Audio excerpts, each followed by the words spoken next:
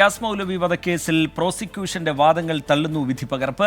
കേസിന്റെ ആദ്യഘട്ടം മുതൽക്കേ അന്വേഷണ സംഘത്തിനും പ്രോസിക്യൂഷനും വീഴ്ച സംഭവിച്ചുവെന്നാണ് കോടതിയുടെ കണ്ടെത്തൽ.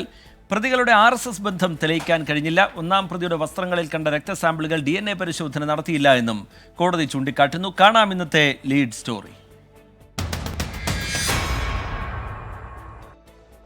1 മുതൽ 3 വരെ പ്രതികൾക്കെതിരായിട്ട് സ്ട്രോങ് എവിഡൻസ് ഉള്ള കേസാണ്.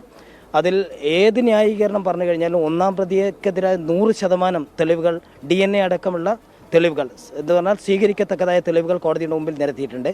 പ്രോസിക്യൂഷൻ വാദങ്ങൾ പാടെ തള്ളുകയാണ് വിചാരണ കോടതി. തുടക്കം മുതൽ അന്വേഷണ സംഘത്തിനും പ്രോസിക്യൂഷനും പറ്റിയ വീഴ്ചകൾ ഓരോന്നും വിധിന്യായത്തിൽ കോടതി എണ്ണി പറയുന്നു. പ്രതികൾക്ക് മുസ്ലിം സമുദായത്തോടുള്ള വെറുപ്പാണ് കൊലപാതകത്തിന് പിന്നിലെന്നായിരുന്നു പ്രോസിക്യൂഷന്റെ പ്രധാന ആരോപണം.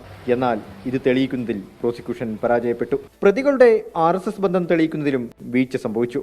കൃത്യമായ തെളിവുകൾ നൽകിയെങ്കിൽ എന്തുകൊണ്ട് നീതി ലഭിച്ചില്ല എന്നതാണ് പ്രതിപക്ഷത്തിന്റെ ചോദ്യം.